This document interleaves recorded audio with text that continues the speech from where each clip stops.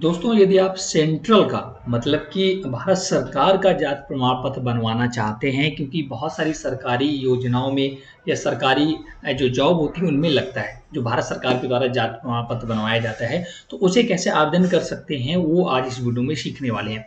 तो इसके लिए मैं अगर आप उत्तर प्रदेश से हैं तो इसके लिए आप यहाँ पर आइएगा और यहाँ पर देख सकते हैं एक लॉगिन का ऑप्शन मिलता है, ई डिस्ट्रिक्ट का ऑप्शन मिलता है। हालांकि ये आईडी पासवर्ड आप खुद भी यहाँ से बना सकते हैं, बट आप जनसेवा केंद्र से बनाने का प्रोसेस में आपको दिखाने वाला हूँ। तो आपको ई डिस्ट्रिक्ट लॉगिन पर क्लिक करना है।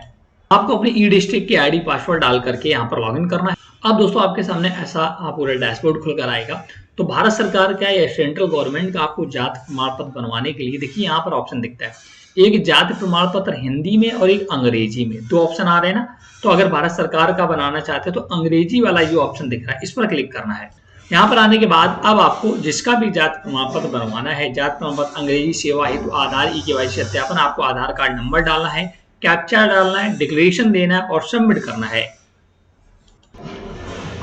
आपके आधार रजिस्टर्ड मोबाइल पर एक ओटीपी जाएगा, वह ओटीपी डालना और सबमिट कर देना है। आप देख सकते हैं दोस्तों ये पूरा जाति प्रमाण पत्र हेतु आवेदन पत्र खुलकर आ गया है। यहाँ पर सबसे पहले आपका आधार से नाम ऑटोमेटिक पेश कर लेगा, है ना। इसके बाद पिता का नाम भरना है आपको, यहाँ पर इंग्लिश में ही सारी डिटेल भरनी है, ध्यान रखिएगा इंग्लिश में सारी डिटेल भरनी है।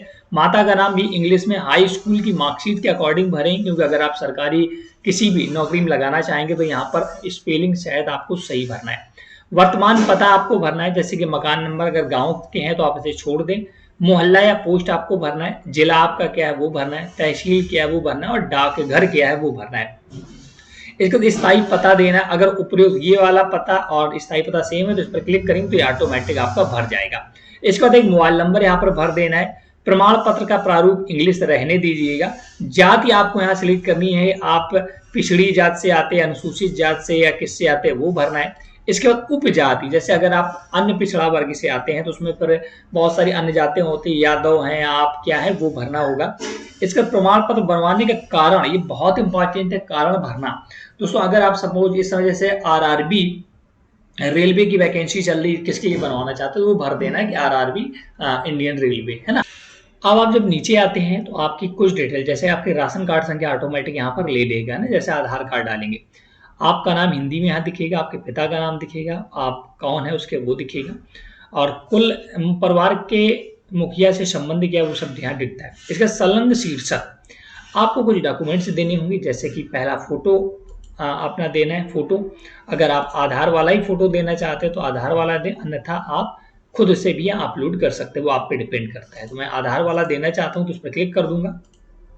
तो देख सकते हैं आधार वाली ही फोटो आपकी यहाँ पर आ जाएगी। इसके बाद आपको देना पड़ता है एक स्वप्रमाणित घोषणा पत्र, इस पर क्लिक करना है। और जहां भी आपने स्वप्रमाण पत्र घोषणा पत्र रखा है देख सकते हैं 100 KB से ज्यादा नहीं होना चाहिए, उसे यहाँ अपलोड करना है।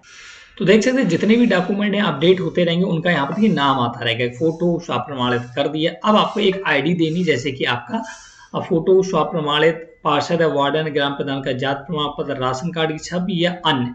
तो अन्य में देख सकते हैं जाति प्रमाण पत्र हेतु आवेदन, यहाँ पर पूरी डिटेल आ चुकी, मैंने हाइड कर रखी है। आपको नीचे आना है, दर्ज करें पर फिर से क्लिक करना है।